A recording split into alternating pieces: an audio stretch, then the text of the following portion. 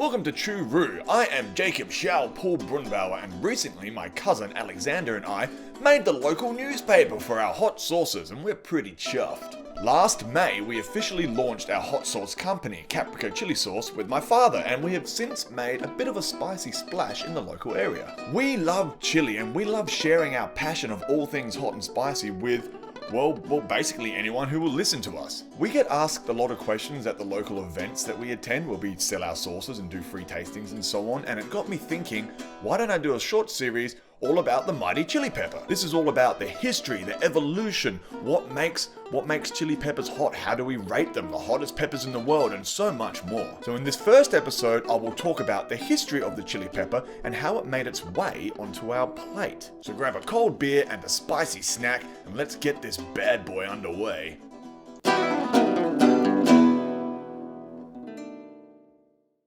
Believed to have originated in the north of what we now call Mexico or Mesoamerica, the chili pepper has been a part of human cuisine for over 7,500 years, supposedly, and is one of the first self-pollinating crops in the Americas, meaning the plant can pollinate itself without external aids such as insects or wind. Basically, they can fuck themselves and reproduce, something I wish I was capable of.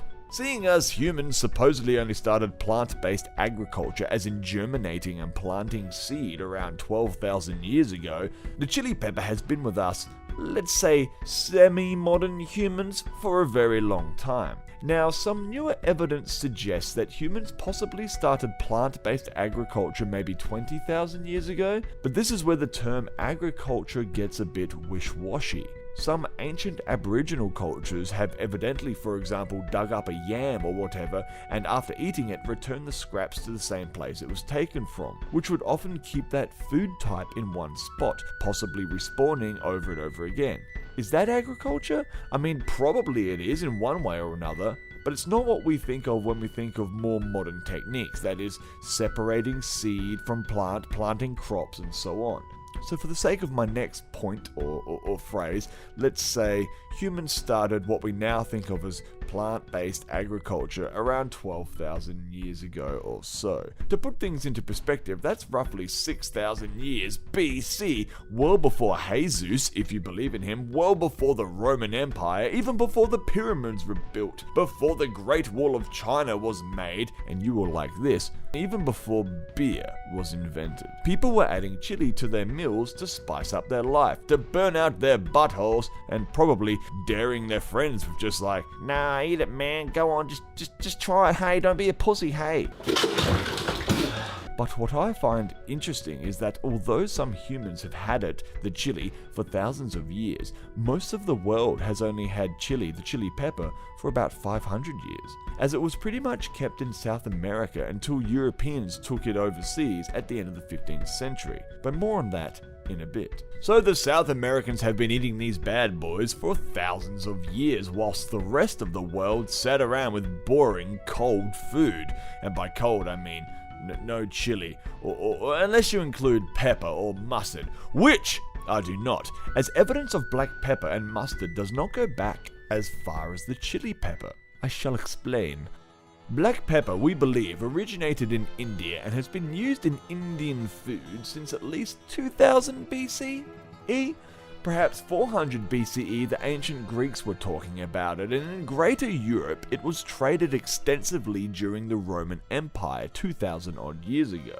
So black pepper has been in Europe for a couple thousand years at least, but its origin doesn't date back nearly as far as the chili pepper, as far as we know, evidently. As far as mustard goes, another hot food type, its history is kind of harder to pinpoint, as there are so many varieties of mustard that popped up all over the world naturally at different times. Wasabi, for example, in Asia and so on. But as far as its use in cuisine, it's believed that the Romans and the Mexicans, around the same time, independently started crushing it and using it in their food, probably at the turn of the millennia 2,000 years ago or so. So again, mustard is not nearly as ancient as the mighty chili pepper, but far more widespread. As mentioned, the chili pepper remained almost exclusively in South America for 6,000 odd years. This was, of course, until the Italian and colonist and invader Christopher Columbus bounced into South America, and during all the rape and the pillaging and theft and total cultural destruction, he stumbled across the hot chilies. So he's alright, isn't he? Oh, bless him. It was he who named them peppers, supposedly, as they reminded him of black pepper like they have already back in Europe, which they called pepper. It was hot and spicy, unlike other foodstuff. More accurately, or fairly I should say, it was probably his Spanish buddy, Diego Alvarez Chanca, whose name I'm probably mispronouncing. He was a physician on Columbus's second voyage to the West Indies. It was probably he who took the very first chilies back to Spain and thus Europe as either ornamental plants or in the form of the traditional sauce ají, which is a spicy sauce from Bolivia, Colombia, and Peru. Basically, it's an Andean sauce with multiple variations, which consists of tomatoes, cilantro, or coriander, the ají pepper, which today has the common name Bishop's Crown pepper, and water. Sometimes cheese or milk curd is added to the mix, and it's used primarily as a dip or a salsa to enhance other food. Christopher Columbus' second voyage landed back in Spain, bringing the chili to Europe for the very first time. So catch up with us at our next event if you're in the area, and give it a go. It was very, very popular at our last event. So all this happened around 1496. Christopher Columbus died not 10 years later. Probably from not eating enough chili sauce.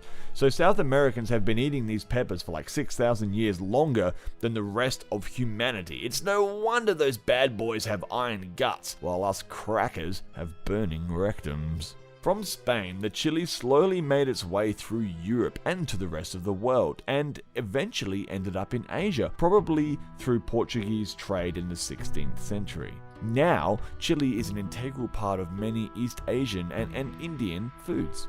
The funny thing is, they have only had it for about 500 years or so. These countries are thousands of years old, and tradition plays a very important part of their culture, especially when it comes to food. As food does with most cultures, of course, yet these guys have only had chili for a small part of their recent history. It's kind of strange when us Westerners think about Indian or Thai food or even Korean food, three of my favorite food types, by the way. Like, if you want to get on my good side, serve me up some bibimbap with a side of galbi and a big pot of magoli, and my pants will basically take themselves off.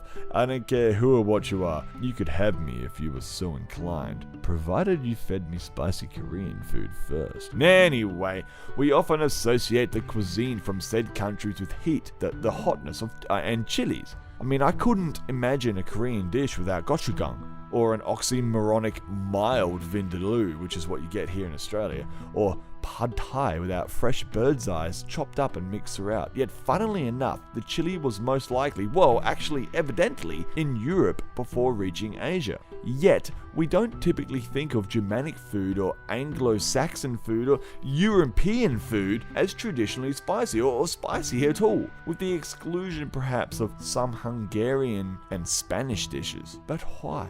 I won't go into too much detail as to why, because this could probably be another episode all on its own, but basically it all came down to snobbery. At first, spices in Europe were a display of wealth and affluence, as spices were so damn expensive. Even chili was very popular for a time, but as the spice trade took off, even the poor could afford to spice up their life. In fact, once spice became more abundant, the chili pepper was commonly referred to for a time as the poor man's pepper. As black pepper was still quite expensive due to it being largely imported, yet the chili pepper, being able to self-germinate and survive more climatic diversity, could be cultivated in Europe. Thus, it was cheaper than other popular spices, for a short while anyway. When the rich, the upper class, noticed that spice was no longer a way to display their wealth, they decided to, in their terms, become more refined when it comes to food anyway. Simple, elegant food in its natural state, its so-called purest form, became the new trend amongst the rich.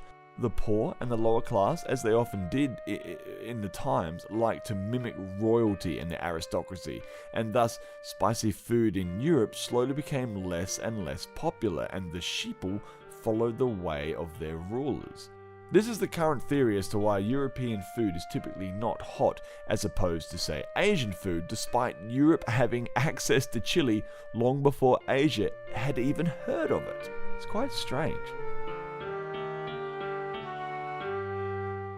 Hey, thanks for watching. In the next episode, which is available right now, I'm going to talk about the evolutionary biology of the mighty pepper, what makes it hot and how it affects us, the health benefits of chili peppers, and a little bit more. Make sure you hit the subscribe button and whatever, or just click on the links at the end of this video or that are available in the description. Follow us on social media and all that garbage, and I look forward to seeing you guys in the next episode.